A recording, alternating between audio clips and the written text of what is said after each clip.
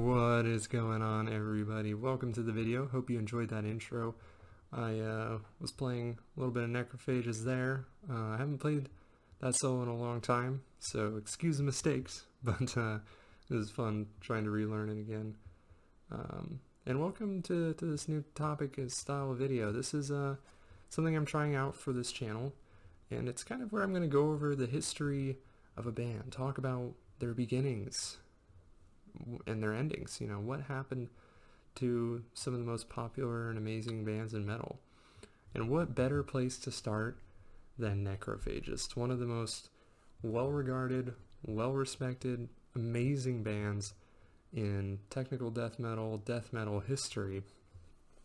And so, well, let's get in. Let's go over what happened to Necrophagist. So first, we start in the year 1999 with the Onset of Putrefaction. This was Necrophagist's first effort, written entirely almost by the frontman Muhammad Suimez, and it is an excellent death metal album. It's extremely technical, with riffs that just seem almost impossible to reproduce. But today, production on it sounds a little bit dated, and the original album used a drum machine, which Muhammad stated was the greatest mistake he ever made with the album. But it was eventually remastered with drumming from the incredible Hannes Grossman. And even to this day, it just sounds amazing, with some just jaw-dropping solos and song structure that is just kind of amazing. Especially to consider as basically only written by one person. The two standout tracks for me on this album were Advanced Corpse Tumor and Fermented Awful Discharge, two tracks that just have aged so well and are just unmistakably Necrophagist. But from here we moved on to 2004's Epitaph, which is without a doubt one of the most amazing albums in technical death metal history. It's a true classic. And the first thing that really stands out to me on this album is the production. Everything sounds so crystal clear, and it's just so clean. And the amazing musicians that are on this album are what really make it so strong. You have, of course, Muhammad Suimez, who is better than ever on this album, with much more creative riffs than their first record, many more solos than the first record.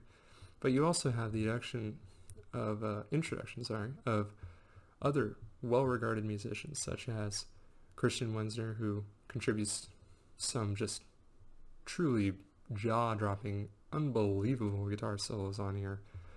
Hannes Grossman, who wrote all the drums for this, and they just sound absolutely insane. And the very underrated Stefan Fimmers on bass, who delivers some nasty, absolutely nasty bass fills on this album.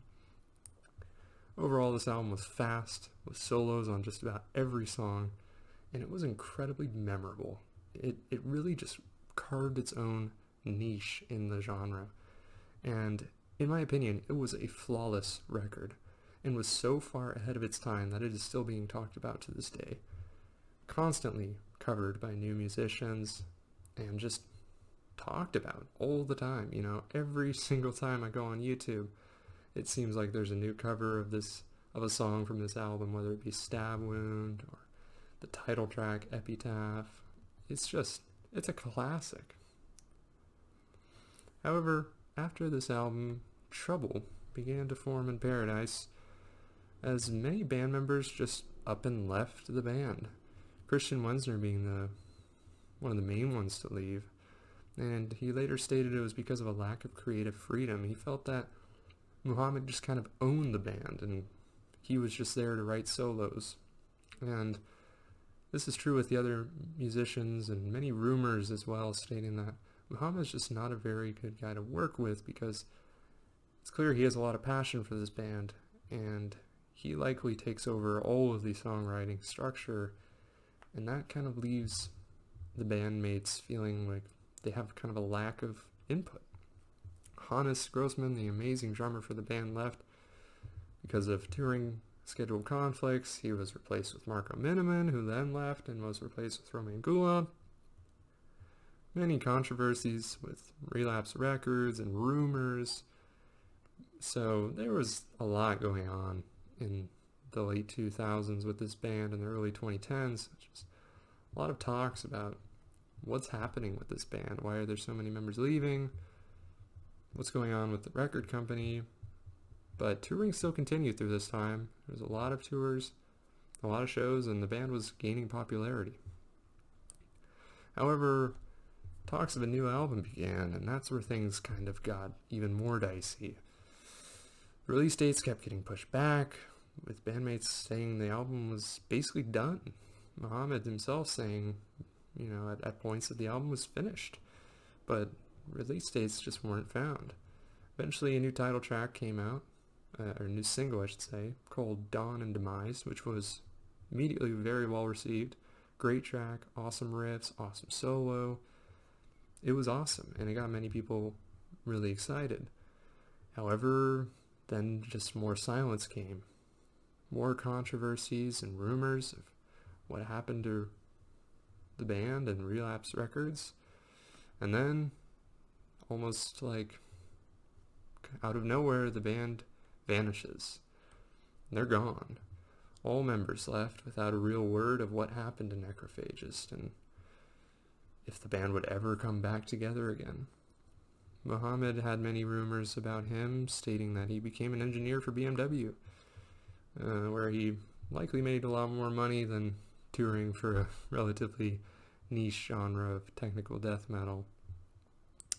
And the funny thing is Muhammad Suimez still attends many death metal music festivals where he's found by fans and has pictures taken with. And he's stated multiple times that the album is finished, just sitting on a hard drive somewhere, and that, well, he doesn't really have an intent to release it right now. Will it ever be released? Nobody really knows. However, he is now 44 years old, so I doubt he wants to go on tours anymore. If he hasn't released it up until this point in the year 2020, I don't think it ever will be released, which is just such a tragedy, because, man, the first two albums that this band put out are just so incredible, and he is clearly just such a talented musician, but we will never likely see anything more from Necrophagist, which, it hurts, man.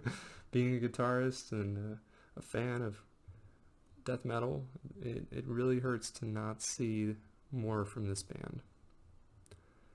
But that is the tale of Necrophagist. Many questions, few answers, and a future that is uncertain, but likely this band is done, which is hard to admit, I'd say, if you're a fan. Anyways, guys, thank you for watching. I hope you enjoyed this video. Please like, comment, subscribe, and I will catch you in the next one. Let me know what band I should do next. If you guys have a favorite band that you would like me to do the history on, let me know. Anyways, guys, peace.